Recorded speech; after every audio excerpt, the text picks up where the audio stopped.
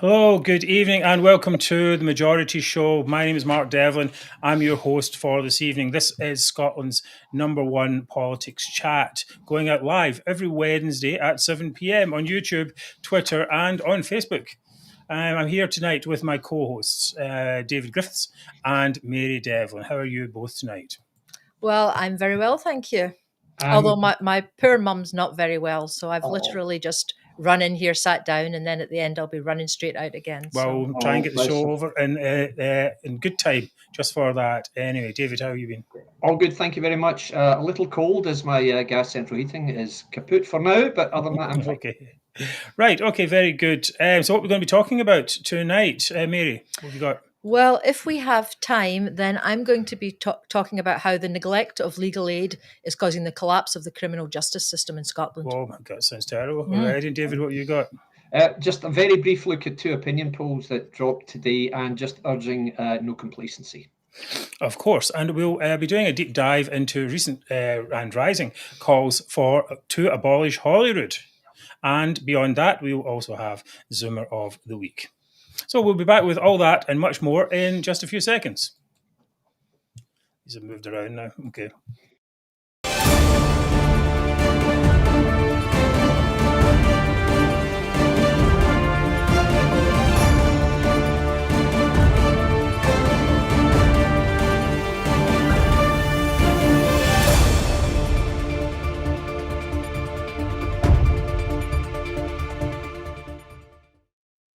Right, welcome back to the Majority Show, Scotland's #1 politics chat. Our aim is a better Scotland without the toxic nationalism that's strangling Scotland's potential.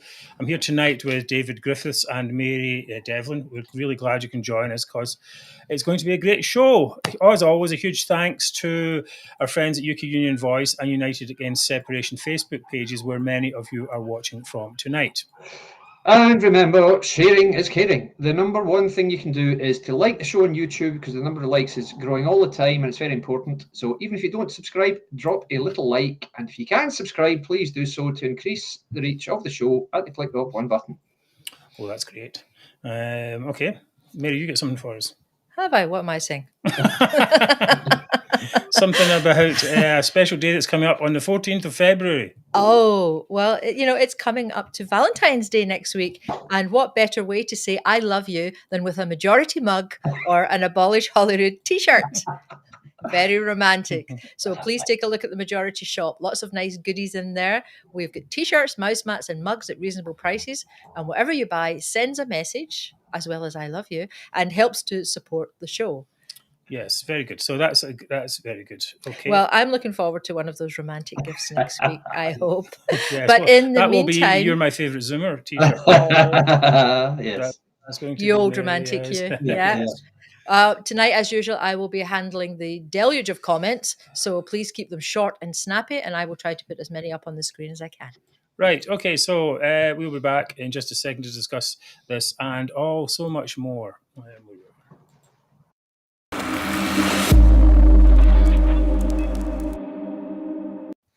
For some reason, the wee things on my control panel have moved around, so I may be struggling to figure out where the different little bits are. You're completely discombobulated. Somewhat. Anyway, great to see comments coming in. St Andrews, Widnes, Saudi, as always, Saudi Arabia. Mm-hmm. Thank you very much. We have got reach all across the globe. In fact, yes, that's a shocking story there, Stephen. Council overpaying former staff $800. Wouldn't it be great to get paid that extra cash, although in a way it is stealing, of course. Right, okay, so as regular viewers will know, we at the Majority have been pushing the abolition of the Scottish Parliament for some time. In fact, even made a t-shirt for it. Here it is there. And you can get one of these, as Mary said, in the shop. And we know that a huge amount of our followers also want this. We've done numerous Twitter polls and on the topic and various subjects around it, which all come out with like 95% of you are interested in abolishing the Parliament. So tonight, I'm going to take a little bit of a talk to discuss the issue in two parts. First is the why, a discussion of how Holyrood has failed Scotland, and the how. Sorry, I thought no. Discussion of the why Holyrood has failed Scotland, and the how, where we figure out how to move forward. So anyway, why are we talking about this now? Last week on Question Time, many of you will have seen the issue hit the BBC when an audience member dared to remind the panellists that, first of all, Hamas are terrorists, that the Scottish Government has no remit in foreign affairs, and that, on top of all that, the Scottish Parliament should be abolished. Let's have a look at that. And it could well be that we are about to reach the beginning of the end. And then brutal. UK government calls for a ceasefire because we have no influence. It's up to between the Israelis and Hamas to come to an agreement. Hamas are terrorists, they won't come to an agreement. So it won't be a ceasefire until Hamas. Is that playing okay for you, David? Yep. Give up their arms, so it's not going to happen. I'm more inclined that why is Patrick Harvey, Kate Forbes, why is the Scottish government calling for a ceasefire? Foreign policy has nothing to do with Holyrood. Holyrood is a France, the UK government is supposed to work with it, not against it. And we're seeing with the COVID inquiry, they actually used it as a battering ram. People dying, and they wanted to use it as a battering ram against the UK government because they wanted their army. Holyrood should be shut down. It's time for it to be experiment. It was a good idea at the time. Is it finished playing, David? Still going. That's it, finished now. Right, okay. Somehow it wasn't playing on our side, but it plays out to all of you. Should be fine there. Yeah. So I think what's quite interesting, David, I heard that you know that guy. Do indeed. It's the second time I've seen him on a show like this. I'm sure he was on Debate Night also. And before any lurking nationalist asked, no, he's not a Tory activist, not any kind of activist, not actively involved at all. It's just someone I've met and know through another sphere, if you like. Very, very passionate in his beliefs. Very, very good guy indeed. But as you heard there, he believes every word that he's saying, and I think he's speaking for an awful lot of us when he said those things. And these are things that aren't said enough, frankly. They're not said enough by any of the panellists, for example, or any of the commentators. So, no, well played. I won't name him just in case he doesn't want to be named, but yes, sure, I think that's fair enough. It's interesting that just an ordinary person. I think this is part of this discussion, actually, that we have this, not necessarily a movement yet. I think that's not quite, it's a bit too much to say that, but we have so many people that feel this at the moment. They feel that this Parliament hasn't worked for them, and 25 years on now, what are we going to do about it? Now, one of the interesting things I thought there in that clip was about the audience reaction. At first, some of the audience clapped, and then I think some of the other ones, I didn't put it in that clip there, but the other ones after that, there was a kind of shock almost, where people were like shocked. How dare you say that, or how could you say that? Yep. And I think that's kind of the stage we're at, where basically, you know, the good, the great and the good, as it were, are like, oh, of course, everything's fine, you know, but the people, so many people are saying, this really isn't working at all for Scots. I mean, do you feel that, David? Very much so. Yeah, I thought it was quite notable that a few people in the audience immediately reacted by saying, "Yep, quite right," and there was almost a palpable pause before. What? And then it was like there was a couple of boos, I think, and a little bit of catcalling. And so, of course, Kate, Miss Purity herself, Forbes, said, "Well, I think you can hear from the audience reaction what they thought of that." Oh, you snide little madam, you know. But the fact is, people are now talking about it, and you'll remember, Mark, and we talked about this when Alec Cole Hamilton and one of his helpers on Twitter were the only ones talking about the Lib Dems being the buffer, if you like, or the happy medium between Scottish nationalists and British nationalists who want to abolish Holyrood. And I challenged them, I said, who are you talking about? There's nobody who wants to abolish Holyrood at all. And they just, you can look, if you look closely enough, you'll find them. And they dropped it immediately because it was just a ridiculous stance. But now there are people, and they're not extremist in the slightest, who are saying, this is just ridiculous. What do we need this nonsense for? So now I think it's growing more and more. And I think the audience showed that, yeah. Well, also, Mary, go ahead. Well, I was going to say that back in 2021, the election year, that was something, Mark, that you had brought up about, you know, abolish Holyrood. You'd been talking to some people who were in favour of it. And I said at the time, people are just not ready for this at the moment. It's too much of a shock. It would just come out of nowhere, this idea of abolishing Holyrood. It would be seen as being too extreme. However, 3 years have passed by, and I think a lot of people are talking about it. Yes, I think that's very true. I think if at that time there was a Abolish Holyrood party, and we did run a couple of articles from them in the Majority website at that time. You could probably find them.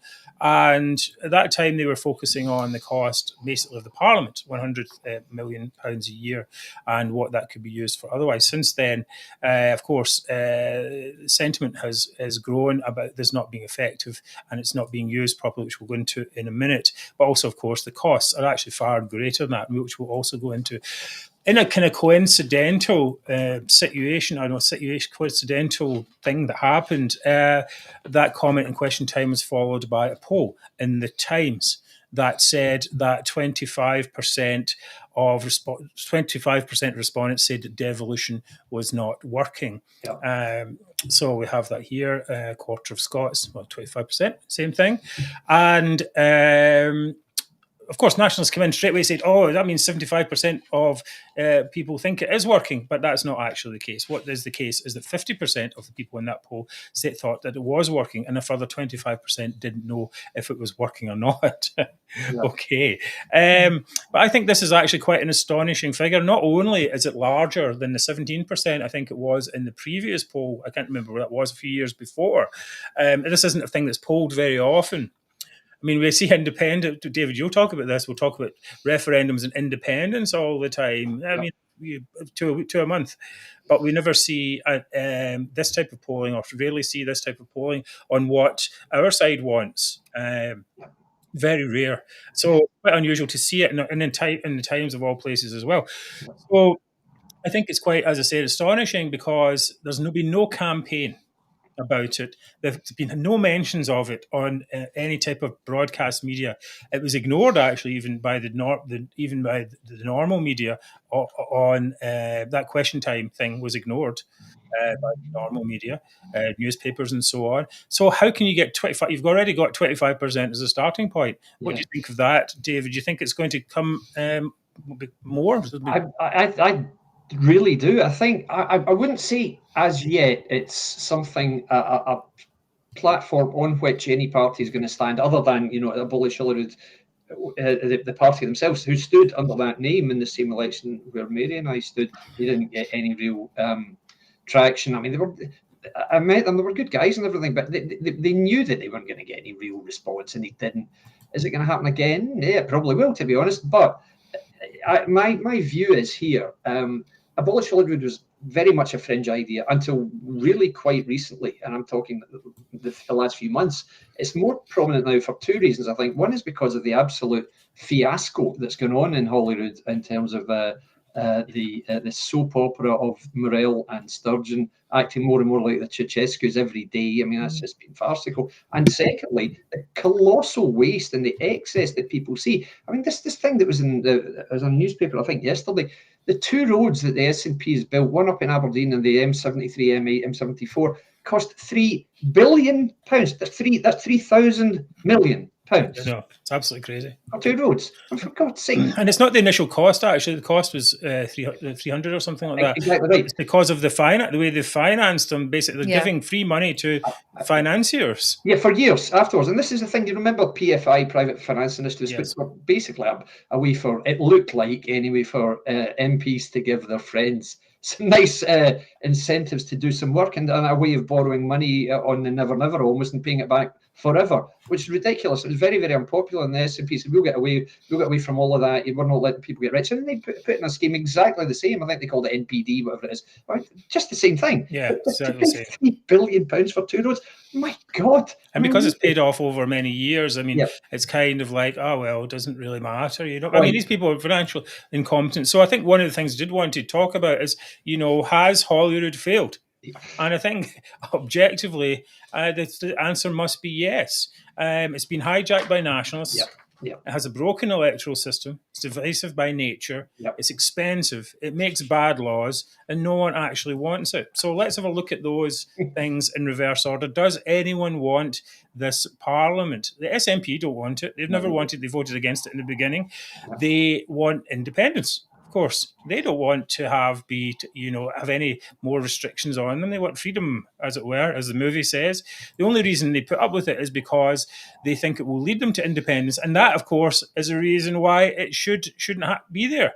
Because if they see it as a path to independence, why should it exist? Yeah. Right? Because there should be no path in that case. Now, let's talk about the other party, Scottish Conservative Party, who absolutely don't listen to their voters whatsoever. They released a poll a few months ago, basically saying that 50% of the supporters want to abolish Holyrood. In fact, it's probably a great deal higher than that. And they used that as actually some of the other results in that poll to poo-poo David Frost's article saying that devolution was a disaster.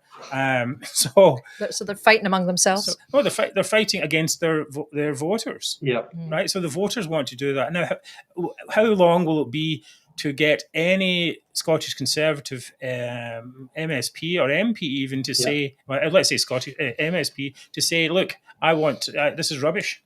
Right? That's not just simply not going to happen. And then, of course, Labour have got this issue with that. Of course, they made it. Gordon Brown made it. And they, of course, want to, if anything, they want to reform it, make it work better for people. We saw how well that worked last time. David, do you have any thoughts on can it be reformed? Well, in my view, I think it can be reformed, but only with real expert external help, and that means quite simply Westminster has to step up here, and the only way they can do that is to very firmly re-establish proper control over a devolved legislature, which is what it is for regional affairs. That's what it is, nothing more. It's not a government. We've got to stop calling it a government. It's not. Yes, totally agree. Exactly, and this is what Westminster has to do, and in doing so, they'll do what they're always terrified to do, particularly the Conservative Party, and that is upsetting the natives in Scotland, because there's such a real lack of any knowledge among the UK Conservative Party about what Scottish people actually want and think. They're all terrified of getting them annoyed and getting the natives restless and thinking that they might. So much fear and appeasement. That's exactly what it is, and it's ludicrous. It's cowardly government. It's awful. And I've told the story before of talking to a guy who was a very senior Conservative MP, happened to be my constituency MP, and I said, "What do your colleagues think of the SNP?" And he jokingly said, "Well, I think a lot of them think, well, if you want it so badly, you can have it. Ha ha ha." I said, "Well, I hope you disabuse them of that notion. It's not what people want at all." And he's, you think. How many of them actually think that? So this is the problem. They've been reluctant to step up, the Westminster government. They have to do it, quite frankly. A few changes I would bring in from the start. As I said, don't call it a government anymore. Call it an assembly or something else, but stop people calling it a government. Secondly, the whole premise, it does not exist simply to facilitate more attempts at achieving independence. That's not what it's all about. And it's currently being abused in that very fashion, and that's got to stop. And just on a very a prosaic note, if you like, clapping. Stop clapping. You're in a parliament building of sorts. You don't clap. You know that. I don't know if you know this, guys, but in the public gallery at First Minister's Questions, you're not allowed to clap. Right.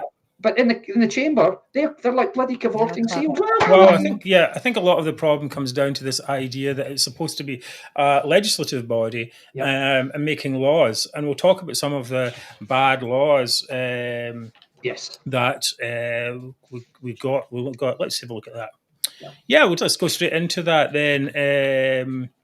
All the bad laws. And so, I mean, was this the purpose of it? The purpose of it really was to get local democracy, right? Local, that's exactly spending. It was to say that you got to get a little bit closer to the people. I guess the feeling was that Westminster was quite remote geographically as well as culturally from Scotland, and north of Scotland. So you get decisions made closer to home. You devolve. You give it back to the people, if you like. That was the idea. That was it.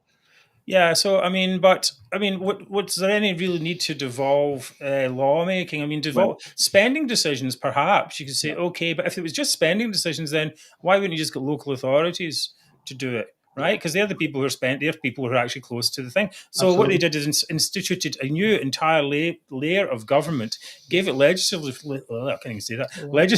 powers, and then it started to power grab or from everything else around it, started to take money away from local authorities, and then it started to try and take more power from Westminster as well. And when I say power, I also mean power and money. Take money, more money from Westminster based on grievances mainly, and then to do the same from local governments, to take money away from, starve them of funding.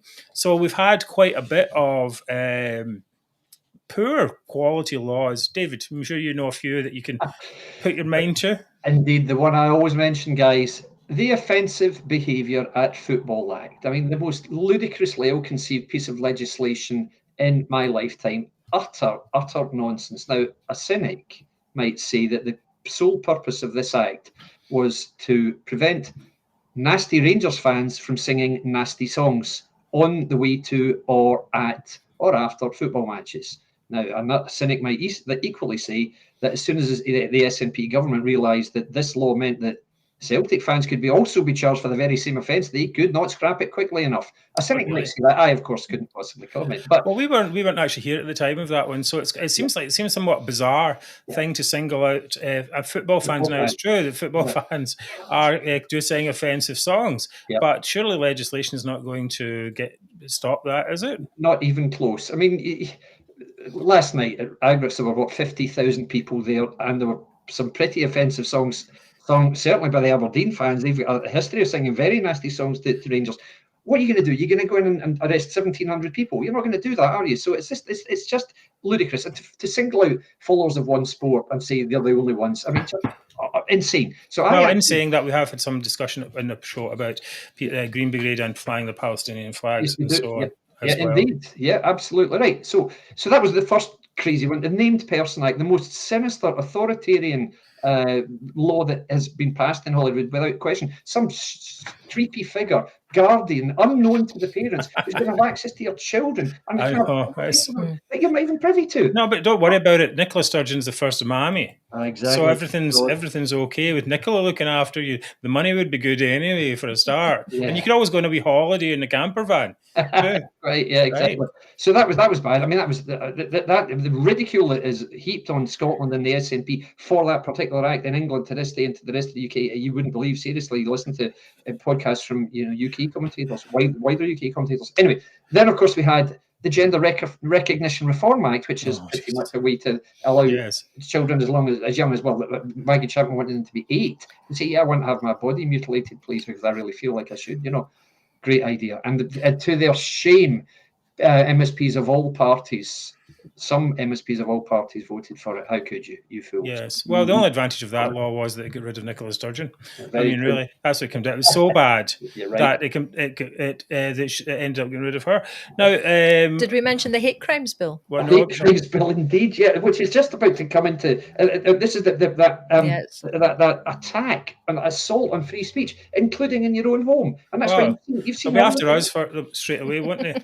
That'll be it. Look, I hate Hamza Yousaf. I don't actually hate him. I think he's an imbecile. But that's me. I'm getting sent to the gulag. Yep. I'm going to have to sing Scottish songs and wear tartan for speak Gaelic. That's it. Re-education. Yeah, that's what's going to happen there. Exactly. Yeah. Corrective treatment, indeed. So there was that, the hate crimes, which is the only one that's still in the statute book, I would say, at the moment. Well, I think when that actually starts to hit reality, it's going to be a major problem. I mean, that's the thing with gender recognition reform was fine and dandy until it hit Isla Bryson's penis. Exactly. Basically. So that was once it hits reality, it's a problem. When people start getting arrested in their homes for people snitching on them and stuff, then it's not going to go very well in that case, and a lot of negative publicity. But I think that is coming in soon, right? Yeah. Well, the reason it's actually already been passed. Yeah. But it's because the police don't know how to implement it, which is a problem in itself, of course. Well, maybe that'll just continue. And of course, we've had endless legal attempts to try and force a second referendum. Indeed. As well. And again, power grabs that, when it was set up, did Donald Dewar or any of these people think ever, this is going to be a vehicle for nationalists to use all the power, money, prestige, everything about this it comes with the trappings of government. They could use that to further their own agenda. Their agenda, not the agenda of the majority of Scots who rejected let's remind ourselves who rejected breaking up the UK in the 2014 referendum. Absolutely. So I think one of these things about this is that I think it's too easy to become an MSP. I know it's not that easy, but it's still a lot easier than becoming an MP. First of all, we have this ridiculous list system that allows extremists like Maggie Chapman and all of the Greens, let's put all of the Greens in there, to get in with hardly any votes. We have a system that's broken because it doesn't reflect what the majority wants. If it was pure proportional representation, then the pro-UK side would have been in Parliament all this time, all these 14 years. So they made a system that doesn't reflect the majority, and it promotes extremism, right, as well. But whereas compared with, say, becoming an MP, or so, it's a harder barrier to get into, and then you're part of a party structure that is bigger, and that means there's less extremism in it, and there's much more oversight. There's the House of Lords. There's this extremely strong opposition, and there's huge press scrutiny on every aspect of it because it's a big thing. It's a national parliament. Whereas I think we see a lot of things in this one that they're not really scrutinised well enough inside and outside. Newspapers don't have enough resources to deal with it. We were talking to someone today, actually. He said that the newspapers are just scrambling to deal with the amount of scandals that are happening in the Scottish Parliament. They just cannot deal with them at all. So, David, do you think that... let's talk about division. Well, hold on. I've got a comment here from Mark Ziegfeld, who's our other regular host on the show. And he said that Murdo Fraser was on his space and there's work going on in the background to reform Holyrood. Sure. See, but I think it can't be reformed from inside. And I think that's what David said earlier. How can it be reformed from inside when they're the people causing the trouble, right? Yeah, indeed. Mark, Ziggy, just my only comments, half tongue in cheek. I think it's great, really interesting that Murdo Fraser's calling for a reform of Holyrood, because let's face it, where else but Holyrood could Murdo Fraser habitually lose out to John Swinney and still end up in MSP? So, it desperately needs reform from that point of view alone, that perspective alone, because all Holyrood is being used for right now, and the list system is being used for right now, is a mechanism to get Labour and Conservative MSPs elected after they've lost in the constituency ballot. So it fundamentally doesn't work right now. The whole thing doesn't work. So I would absolutely back external scrutiny and root and branch change, because it's not fit for purpose right now. Well, it also allows the Greens to be voted in. It's slightly different with the Greens for me, because with them, at least they got 180,000 votes, and so that gave them 8 seats. I'll give you that, okay. But the Conservatives won what? 4 seats out of 73 in the constituencies. Yet they still got however many MSPs in the list. The same guys who'd lost. And yes, that's not what the list meant to be for. The idea of the proportional representation element of Holyrood, the second vote, is to get smaller parties represented. That's the whole point. So from that point of view, for the Greens, that's pretty much what it's there for. It's not there to let habitual losers sneak in by the back door in the big parties. Fundamentally not what it's meant for at all. So that really has to change to me. Well, I think we'll take a little aside, and actually I noticed in the Times, Kenny Farquharson had written that he was going off the idea of proportional representation, particularly because it gives small parties too much power. We could all look at the Greens in Scotland as an example, and I think that's actually very true. I used to be, I think, when I was in my younger days, think, of course, it seems a more fair system, but actually it really does breed extremism. We've seen that here. Okay, we've got quite a lot to go through, so I'm going to cut through this a little bit and just say a few things about.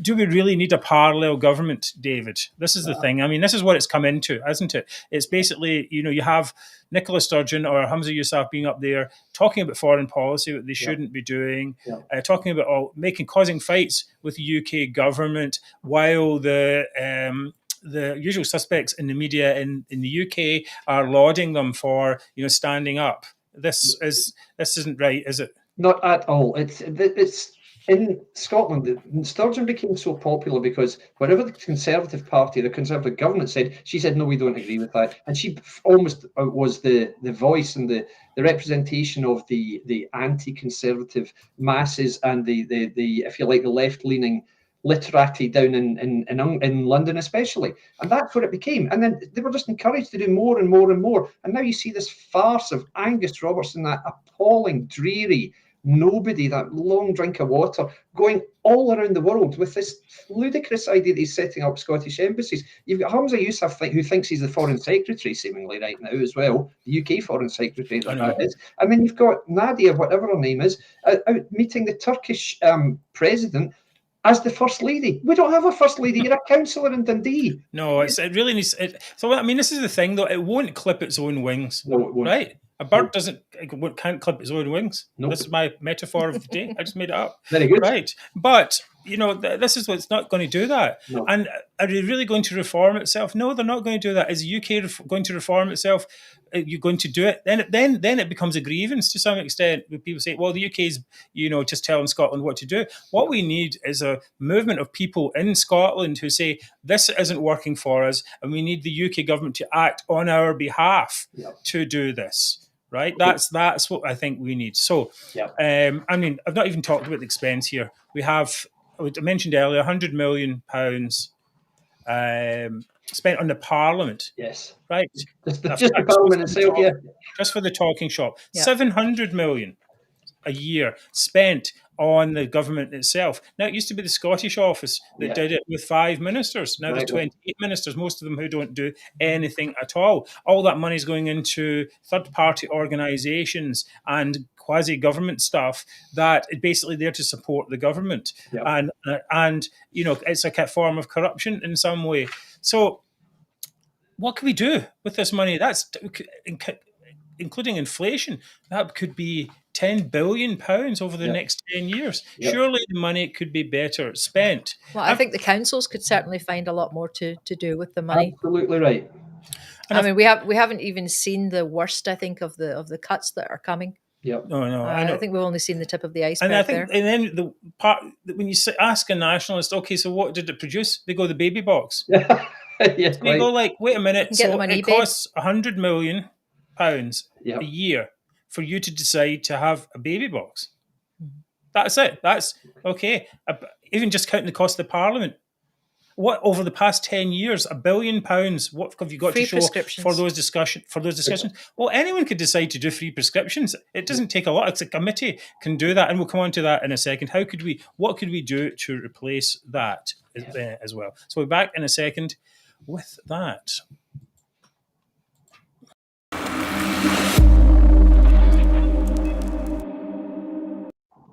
Well, thank you for being on the show with us tonight. You'll simply not get this type of content anywhere else. STV and the BBC have been captured by nationalists. STV certainly with their nationalist money, and the BBC just culturally. So if you want more of this type of discussion, please do tell a friend that we are here every Wednesday and drop a like on the show right now. People of Scotland want independence. Yeah, from Holyrood. But it's all well to say we want to abolish Holyrood, but what would we replace it with? And as I see it, I think there may be 4 options. The first one was return to exactly what it was before. Have the Scottish Office control all spending in Scotland. Certainly would be cheaper. But would that be more? Would that bring government closer to people? Perhaps not. No. Or on the opposite side, let's give local authorities more say. Now, there are currently 32, is it, local authorities in Scotland. Let's say that Effie Dean's proposed that was changed back to the bigger regions we used to have. Remember Strathclyde region and all that type of stuff. Yeah. Say 5 or 6 regions. And then they would be able to dole out the cash between them. They could have a leaders' meeting every quarter, okay, where they dole, or even every year, where they talk to the Scottish Office and dole out the cash. In fact, even to take it a step further, each region could have its own elected mayor, similar to what's happening in Manchester and some of the English regions as well. So that's a regional thing. We could also use our current MPs. What do? Yeah. They don't do anything. There are 50-odd Scottish MPs, and they sit there doing F all. Yeah. Now, I always wondered about this when the Parliament started. Why didn't they just use those MPs?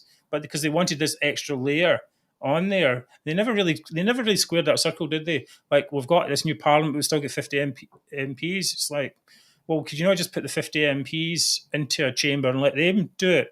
Yeah. Why was there need to put a whole bunch of other things? Did you ever think about that, David?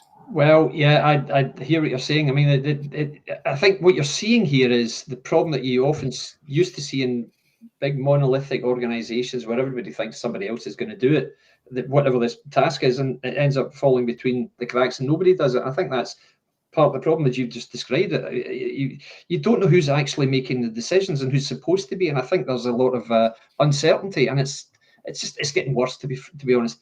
How we could replace it? Yeah, I mean, all of that's an idea. Giving local authorities more say and more sway certainly is a good idea, and making better use of the MPs that are there. The problem we've got at the moment, of course, is the SNP is so strong in Westminster. I wouldn't want to give in terms of.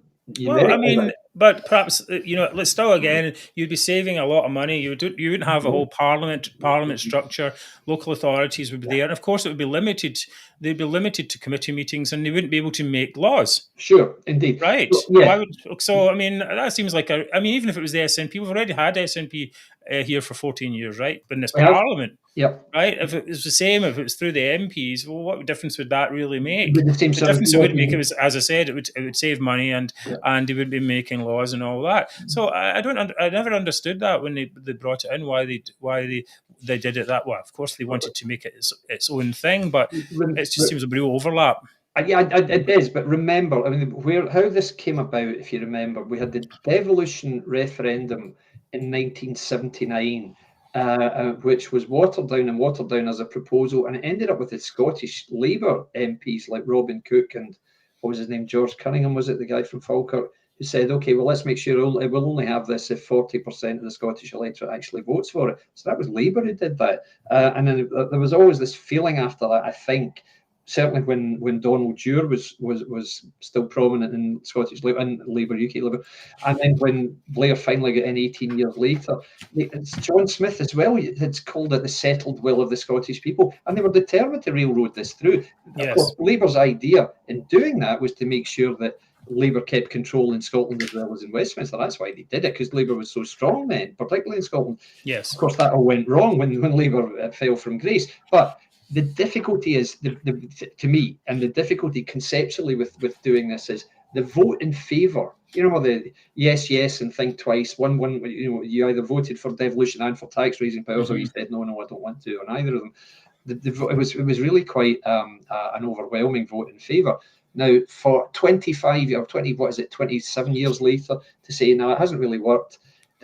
To me, it just sounds a little bit like, when it's the SNP guys say, look, we don't like Boris Johnson, so we want to break up the country. It's not as bad, but it's similar. It's saying, well, we don't like the way that Holyrood's been run, so I know, let's scrap it. Although it was only 27 years ago that it was the settled will of the Scottish people. So it's a difficult one to sell, and it would be a difficult one to say, okay, I tell you what, we know you voted for this, but let's just bypass this entirely and let these Muppets down here do it for you instead, because, it saves them money. Well, I think there's an issue here. We have many people are like, we're unsatisfied with this, and for many reasons. And I think if credible plans are not put forward to reform the thing, then I think it's entirely in people's rights to say they want rid of it. Sure. And I think beyond that as well, I think that the only way to put pressure on people to reform is to actually to say you want to abolish it. So I think that discussion has to be started, has to be continued, and go from there. So I think there are plenty of options. We can discuss those. I mean, they haven't been able to be discussed. We couldn't even have gone last week. We couldn't have gone and had this discussion last week. It's true. You're right. I mean, it's anathema to so many people here. What do you mean? You can't possibly. You can't say we're going to abolish devolution. Well, it's the very same principle, and this is what we say quite often when people say, "I want a second referendum." Yeah, okay. Well, let's start with a second devolution referendum if you want a second referendum, guys. No problem. Or you say, let's have a if you think it's a bad idea, let's have a referendum. It also puts them in the back foot, I suppose, as indeed. well. Yeah. Right. So perhaps the movement will arise from it. Perhaps we will be a big part of that. Who knows? We'll see how it goes. We're going to come back in a second. Dave's going to be talking about 2 polls that came out today. In fact, so we'll see you in a second.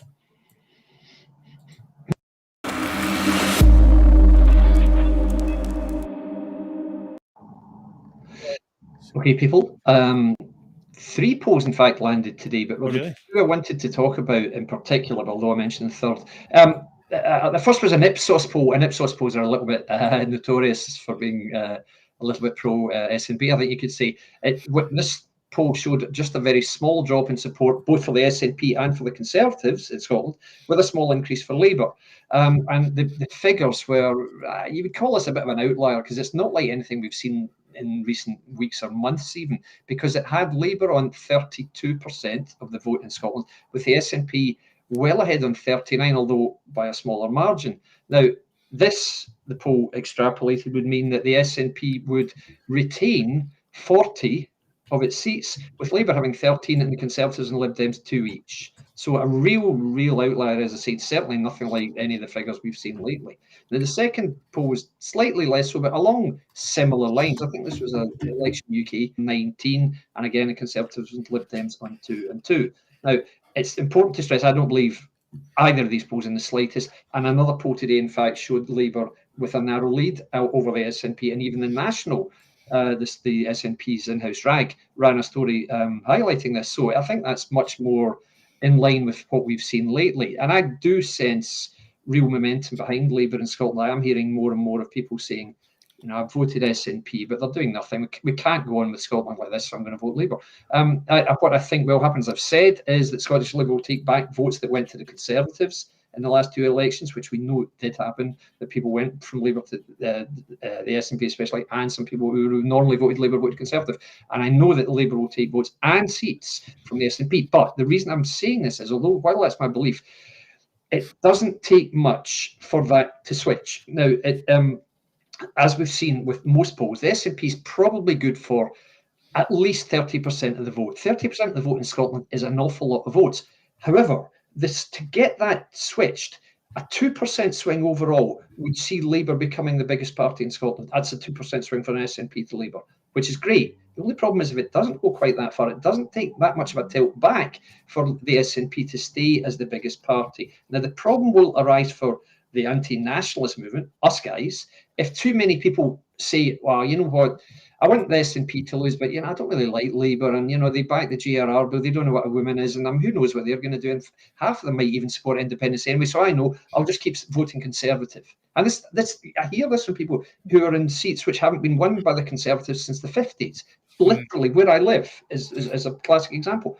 Now, my advice and my impassioned play on the basis of these polls is, please, guys, don't do this. Remember, from our perspective, the anti-nationalist perspective, which is what we are, the sole focus on this election is to defeat the SNP. Then, assuming Labour wins in Scotland and in the UK, which I think would be far and away the best result for UK democracy, assuming that happens, you look at the political landscape once Labour's been in for 2 years or so. And remember, voting a party into power is not a life sentence. You vote them out again, as we saw in the last election. The Conservatives are a massive majority. They're not going to have a majority this time, not even close.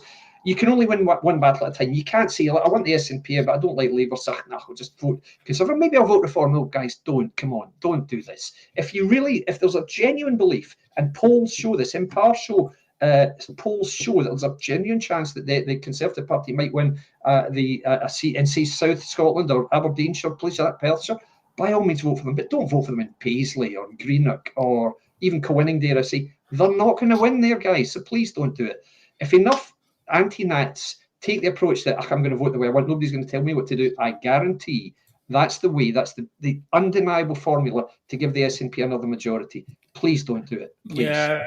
I think there's two parts to it. The first is tactical voting, which I think you passionately advocated for there, and I think we have to do that. The second part is can we really believe that after all this disaster in the SNP that people are actually, that is going the other way now? It just seems unlikely. Exactly. I mean, you look at what would it do to turn around the SNP's fortunes? I don't see what there is. A person's going to go into the ballot box and say, I'm going to vote them because of what? That's the thing. You can't vote for them for independence because that's not going to happen. So are they going to be better for housing and all these type of things? Now, there's been, but I mean, these are the real issues. You can talk about, whether a man is called a woman or all that type of stuff. I mean, it's all there. That's a very minority issue, really. Yes, it is. That's true. Yeah. Real issue, health, education, and economy. Yep, and on those fronts, the SNP falls down every time. So people, just as there's more of a recognition that Holyrood is a colossal waste of money, equally there's more of a recognition that the SNP couldn't manage its way out of a wet paper bag. It's ridiculous. So come on, guys, let's not do this. I agree with you. Unless something crazy happens, unless one of the major UK parties says something really ludicrous in terms of anti-Scottish looking legislation, then I think it's very unlikely there will be a drift back to the SNP, certainly not this year. So, well, what Rita Johnson is saying, Starmer was for the GRR bill. He would get into bed with the SNP and give them more power. Seems unlikely. I understand the premise of what you're saying. I don't. Starmer, I would say, he was loosely in favour of it, but watch him backtrack between now and the election, Rita, is what I would say, because he U-turns on pretty much everything anyway. But watch for Starmer taking a big step back from his support for the GRR bill as well. Their objective is to get elected. Yes. Right. So they have to appeal to the widest amount of people possible. And a part of that is to appeal to, let's say, floating Conservative voters who are like, oh, okay, it's not going to be that bad then. Right. That's really. And so if you can say that to them, then he can win, but he's not going to win by getting bogged down in minority issues. Of course, then people like the SNP say, "Oh, well, he's just a U-turner all the time." Well, it's like, okay, it's fine. You can have your principles, but if you're not in power, what are you going to do? You're not going to be able to do anything. So, there's still a Labour Party. It has Labour principles. It has a whole plan of stuff it needs to do. It needs and wants to do. That's so they have to get in power to do that. John Quinn is saying that Starmer will follow the unions. Well, that's not a big concern for us, particularly. Yeah, so as in the unions and the trade unions. Well, the trade unions pay the piper, so they've been calling the tune for decades in the Labour Party. So probably a lot of truth in that. Right. Okay. So great. Very good. I mean, these polls. I suppose I have to say something about IPSOS, right? They're just continuous outliers. Yes, true. And let's put that. Liars. Outliers. They're liars. They lie about this. And there's quite a good discussion by Scott Facts on Twitter, basically, going through how they weight the polls. They weighted the polls as though the result in the Scottish 2014 referendum was 50-50 instead of being 45-55. And there's other weighting issues in there that just are bollocks, basically. So it's just they do that, and of course the nationalists jump on it. They say, "Oh, 53% want to have independence." I mean, how on earth would the disaster of the past 6 months or a year make you want to think that it's more likely there's going to be independence? I don't think so. Nobody thinks so. And in fact, the Redfield and Wilton thing, which came out just after that, basically said that it was 43% for yes and 47% for no, and the number of undecideds increasing, which means that people are not sure about yes anymore, pretty much. Excellent. So it's all very good stuff. Okay, we will be back. Oh no, okay, at that point in the day, we were going to do a little section for Mary, but to keep time short, so she has to get back to her sick mum. We are going to move on, but before that, things you can do to support the show.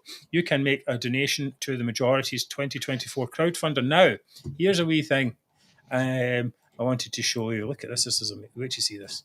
If you go here, and if you look at our website, on the side there's a wee donate button on every page. And, there it goes. So you can just go to our website and the donate button is right there. No looking around for any kind of nonsense. Anyway, of course, you can also go to use the YouTube Super Thanks and Super Stickers as well. Of course, all donations are very much appreciated because we do have a lot of running costs here and it really does help. Thank you. That's right. And also, of course, you can buy a T-shirt or a mug. Topic of the moment, get one of these and impress your friends, make your enemies lament and enjoy your impress your Valentine's Day date, Mary, with how much you passionately feel about abolishing Holyrood. Right. Shamelessly here, honestly, the sexual tension is unbearable. You can subscribe to the show on YouTube, and of course, number one thing is to give us a like. Absolutely. You can also tell your friends about us, which is handy, and or you can do all of the above, which makes us feel worthwhile, underlined exclamation point. Coming up, this moment you've all been waiting for, it is the highlight of the week. It is Zoomer of the Week.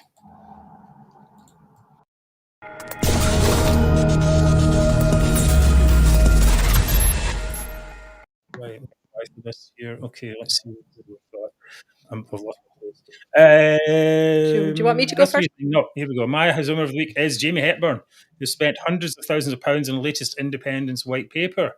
Unfortunately for him, the Independence paper was released on February 2nd, which is Groundhog Day. Went to journalists and the public asking if this was just the same old policies run over and over and over and over and over again. The difference being, of course, that Bill Murray actually became competent in the end. And actually was likeable, perhaps, as well. Started off being an ass. I thought it was only the case for SNP MSPs. Anyway, the paper was the latest in a Building New Scotland series, which aims to replace the original white paper on independent Scotland. The one that was released before the 2014 referendum. This one was about creating a Scottish broadcasting agency that would promote Scottish programming. Including a proposal for a new licence fee-funded Scottish replacement for the BBC. Okay. As well as claiming that independence would boost touring musicians coming to Scotland because we would be rejoining the EU. And here, I'll just give you this little here. Here is a picture of Hepburn and the groundhog there, and Alex, whatever his name is, Angus Robertson. It's difficult to tell which one is which. There, the groundhog is the one in the middle. But the highlight was that an independent Scotland could join Eurovision. Yay! Can we imagine it? Songs by Iona Fife in a language that few Scots understand, promoted by the great and the good as the authentic Scotland, with mandatory bagpipes. And so I'm looking forward to a rap version of Donald, Where's Your Trousers? Although, given it's Eurovision, I'd probably be better as Hey Donny, Where's Your Sequined Booty Shorts? Dear. So, now, and more seriously, we've all seen how BBC Scotland is doing. They spent £35 million a year on, and their new show, The 7, has fewer viewers than this show. And The 9 only gets 1,700 views, which with any luck, we would beat in a few months. Then we don't have any budget. We survive in your donations. So if you could donate 35 million a year, that would be great. But any amount will do. All donations are appreciated. So anyway, for proposing that Scotland should join Eurovision as the big benefit of independence, Jamie Hepburn is my Zoomer. Very good. Well deserved. What do you think of that? I mean, Jenny, I think you've got a winning chance there, Mark. Oh no, I mean, what do you think of this whole thing? Of this building, having all this cultural white papers and nonsense? It's very much a parallel to what they're doing in Northern Ireland, where they're trying to, Sinn Féin are trying to push the Irish language as being a compulsory lesson in schools and all this stuff. And it's all just to accentuate and emphasise the sense of nationality. That's what it is. This is what it's about. This is why these clowns like Billy Kay and Taylor Grift, Iona Fife, they do all this stuff themselves. They push this idea that Scots is a language. David Leask's another. All this crap about being bilingual. If you speak Scottish or speak English and Scots. Bilingual? Who are you kidding? For God's sake, you're barely monolingual. Never mind anything else. It's just that's what it's all to try and strengthen this fact that we're different. We're different. That's what it really is. I mean, okay, well, let's leave that aside. Right, okay. Enough of that. Okay, we'll go back in a second with David's choice.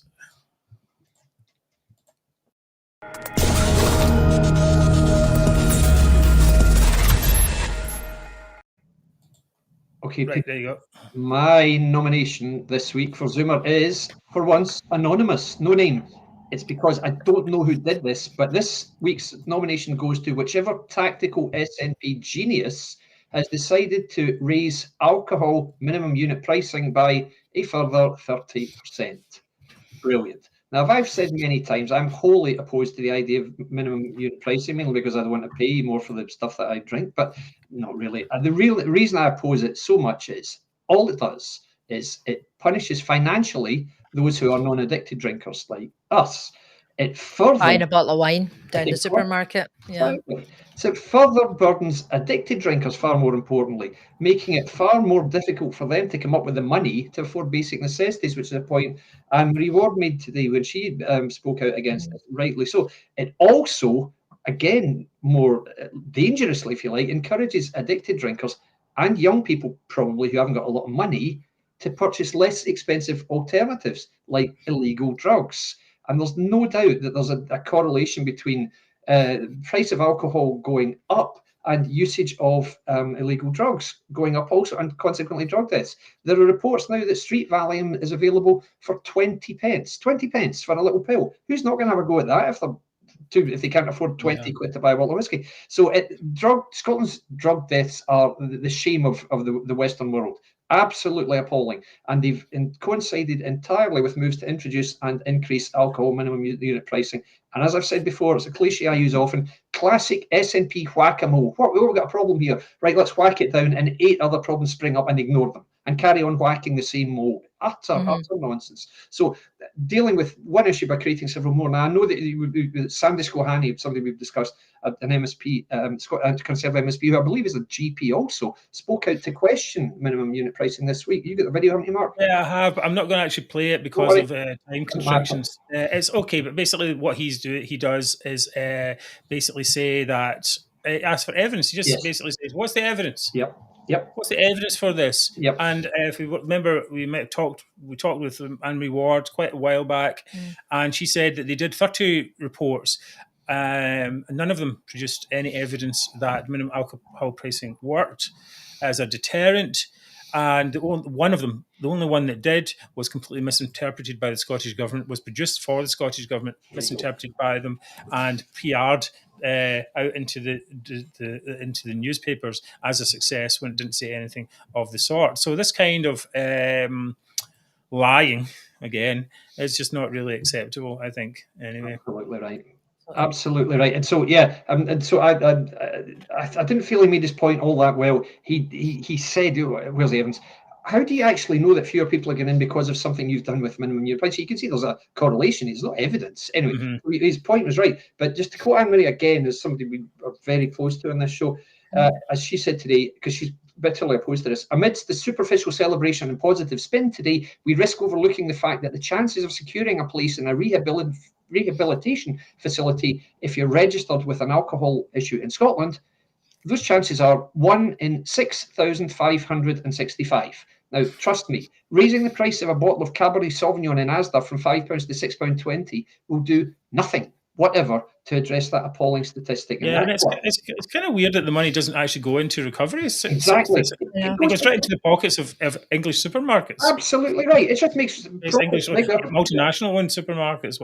I thought the Greens didn't like big companies getting big profits and paying their shareholders bonuses. I think it's just because they really don't want it to be called a tax. Yeah, they don't want it to be seen as a tax. Indirect so tax, like everything they else, just let the supermarkets keep the money. Quite right. Right. Okay. It's quite a good one. Very topical. Mary, you're up next. Here we go.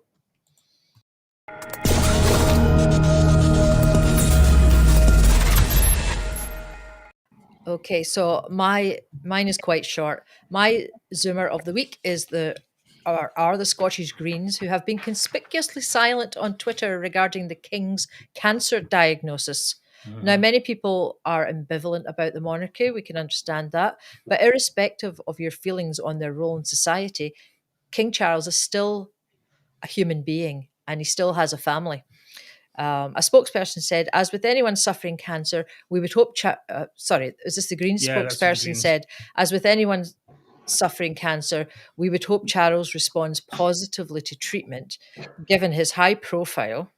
I mean, that's bit about we would hope that Charles, not even King Charles, given his high profile, this particular diagnosis sends a very important reminder to people from all walks of life about the importance of having regular health checks, blah, blah, blah, blah.